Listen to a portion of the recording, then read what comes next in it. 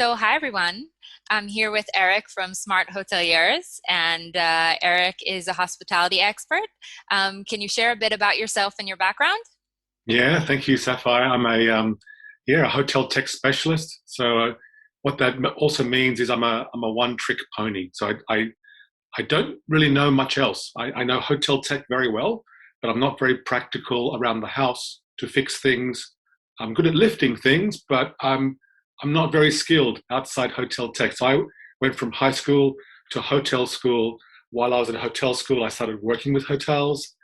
And then since 94, probably before you were born, Sapphire, since 94, I've been working in hotel tech.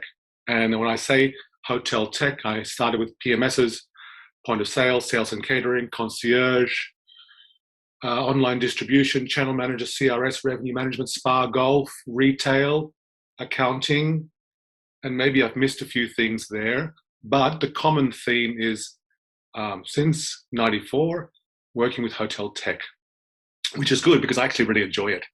And I don't get to speak to many people about this very often. If I do meet someone new, like my parents of my children's friends, and they say, hello, nice to meet you. What do you do? I say, I work with hotels, software for hotels and resorts. And they say, ah, okay, is that like booking.com? And I say, yeah, we connect or we work with that.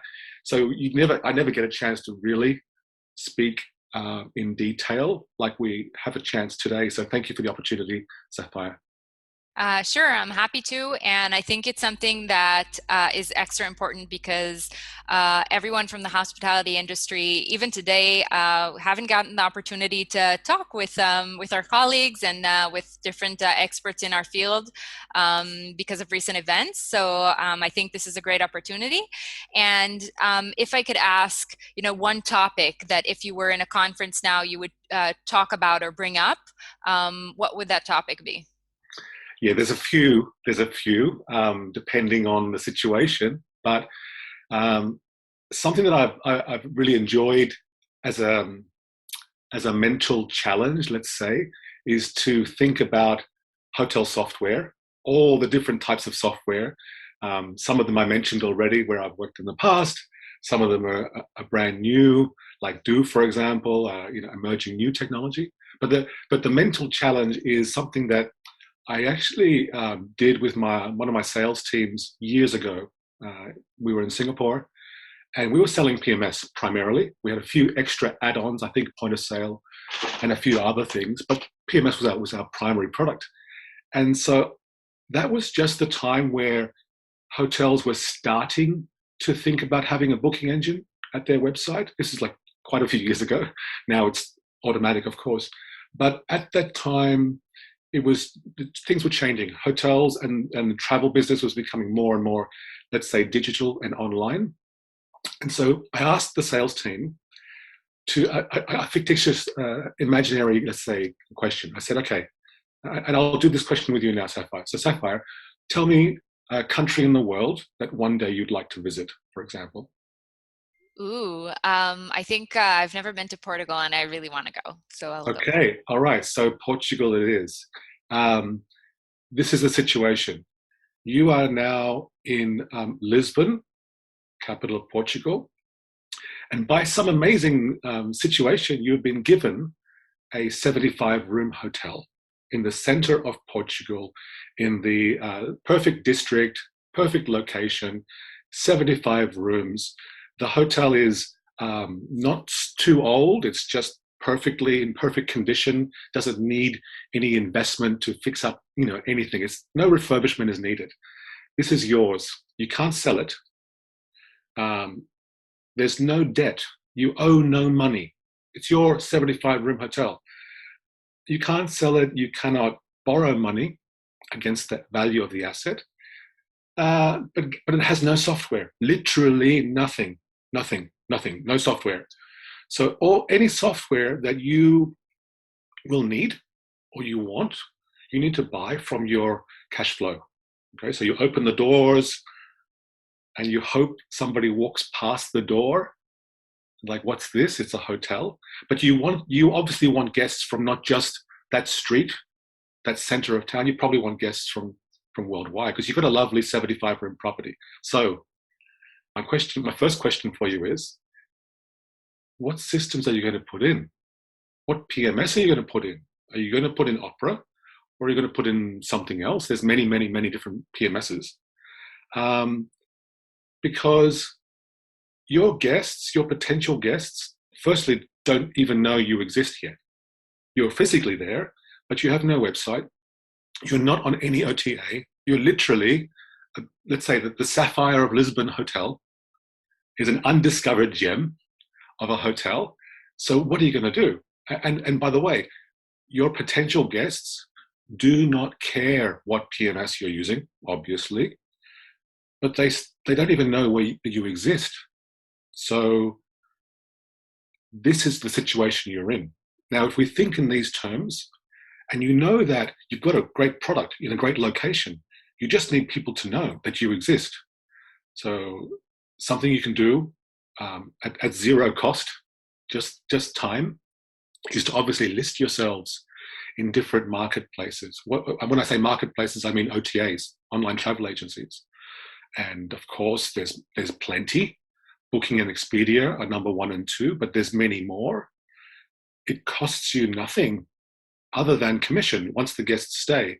But you've got a 75-room property. You just want guests to come in, and if it costs you 15%, 17%, even 25%, that's better than 100% of nothing. Okay, so obviously, when we think about hotel software and what's most important, I like to use this exercise to basically walk through what's the priority, what's most important. Because with technology in any industry, but especially with hotels, there's lots of, let's say, shiny objects, new systems, new technologies that we get presented with, and we can sometimes get distracted with, unless we remind ourselves of the founding principles of the business. And it was a real pleasure for me when I learned about Duve. And I believe one of the presentation slides that I saw began with the art of hospitality. I love that because I'm always using the art of hospitality as an example when people ask me about technology, because it's missing, it's rare, it's honestly rare.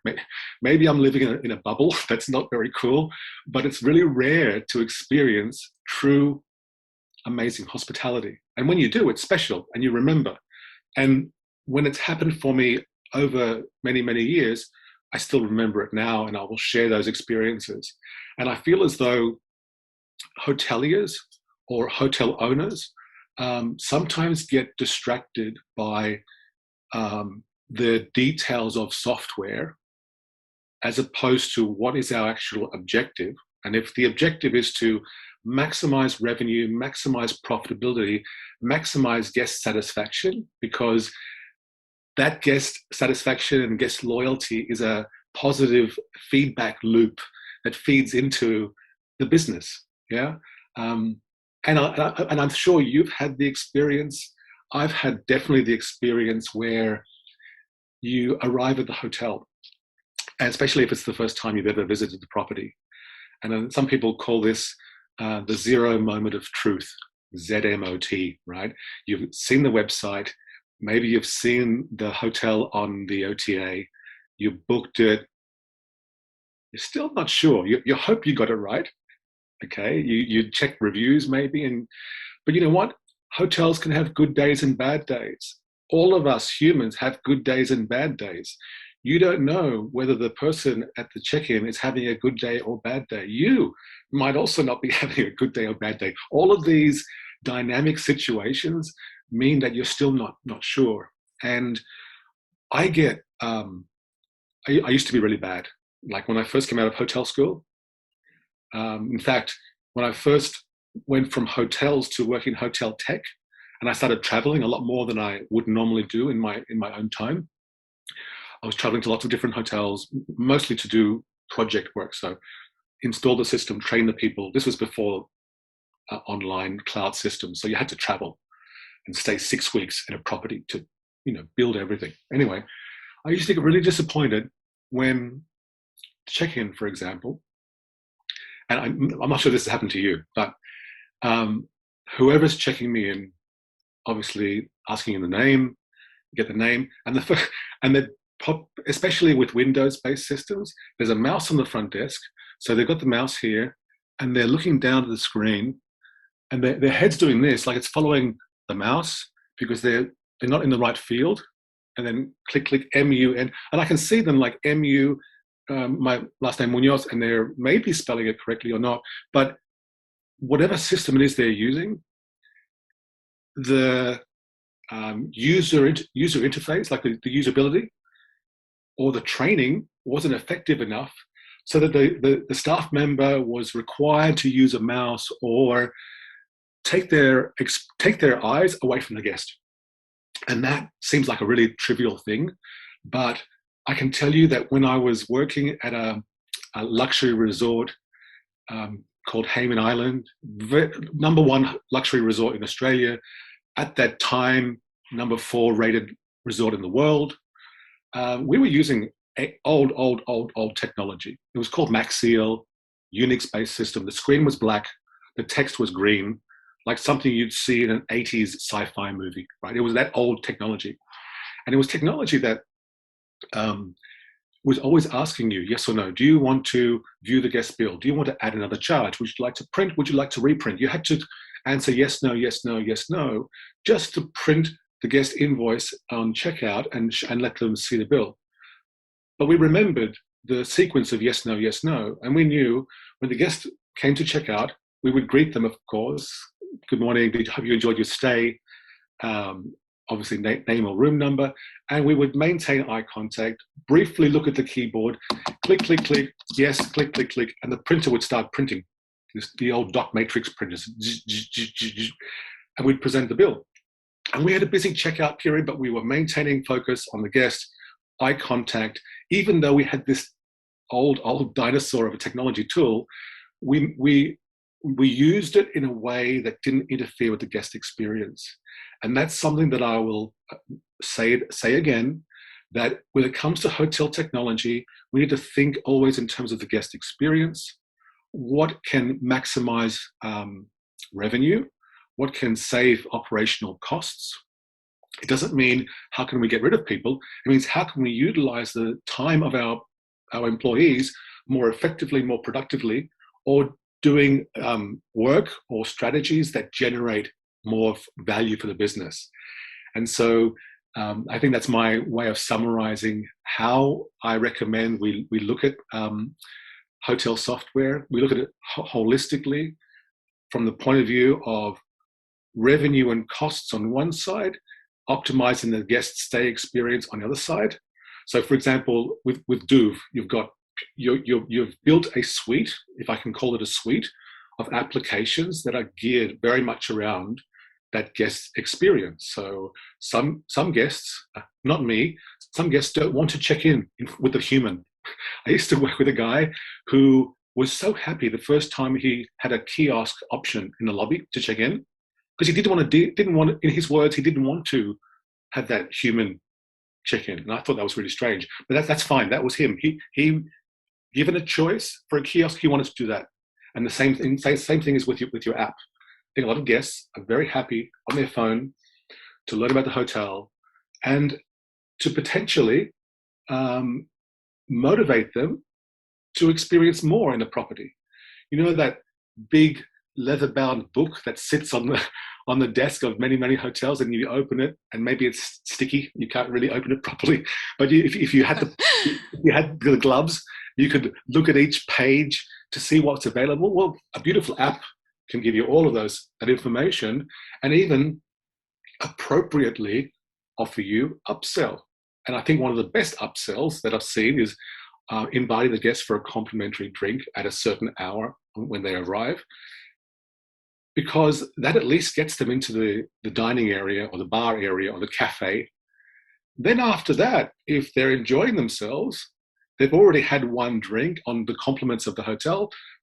it's quite likely they may then say, yeah, let's have a little stack, especially if your food and beverage staff are attentive to service and attentive to, upselling opportunities. But um, we should try and keep this brief, because otherwise, if you don't stop me, I will be talking for another few hours.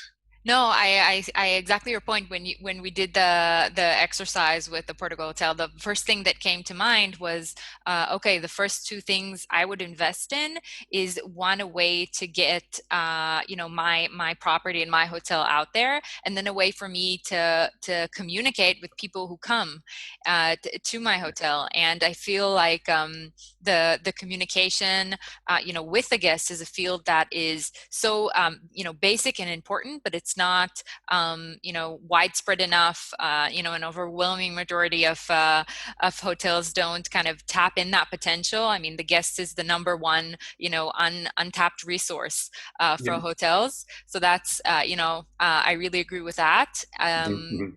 And Yeah, also absolutely. the check-in itself, the fact that when you use digital solutions, you're able to look your guests in the eye, because you get rid of the bad UI, and Yes. all of that. So I know exactly what you mean. As also my hospitality background taught me to always put myself in the guest's shoes, and when they arrive, to think that these people just went through maybe a flight, a drive. They're excited. They want to get their stuff, in the room, and the whole experience should be, accordingly. So Yeah, I agree. absolutely, absolutely, and I think there are so many times where I feel as though the hotel experience was spoiled, and it could have been so much better if they at least had some technology. I'll give you one quick example. Do we have time for a quick example? Yes. Okay, so the first time and the only time I went to Marseille in France, I arrived, let's say, around late afternoon, almost, let's say, dinner time, and did the check-in, and then asked I think it was I asked the person behind front desk, what do you recommend in the area for a meal? And that's what she said. I don't live in this area here. I'm sorry, I don't know. No problem. We'll work it out. So my colleague and I then walked around and we found somewhere. But I was thinking, it's, I feel so sad for that person, because number one, the hotel didn't give her any training, or number two, even document. This is before, let's say, apps were common. Document, like, if any guests ask, here's what we recommend: this cafe, this la la la la la. Um, at least it doesn't matter if she personally is not living in that area and she travels a long way to work. If the guest is asking for what's around, you want the hotel to be an extension of the neighborhood and an extension of the community. And nothing, I think, reinforces warm hospitality where you feel welcome and at home. And it's a little bit like, how I think Airbnb really caught on fire initially, where they were encouraging and educating their hosts to write down, usually it was handwritten, instructions or advice about, where to get a cafe, where to buy a croissant, where to get your fresh juice in this neighborhood, because that opens up the world for new visitors to your city like nothing before. Without that, look, I love to discover things by myself, for sure. But if a local who I identify with gives me trusted recommendations, I will value that so much more. For sure. And And I you think might not have time to make those mistakes in order to find the right place. exactly, exactly. Yeah. Okay. This was really fun. So thank you, Eric. Absolutely, you're welcome at any time in the future. If you would like to have another talk on another topic, I am always available.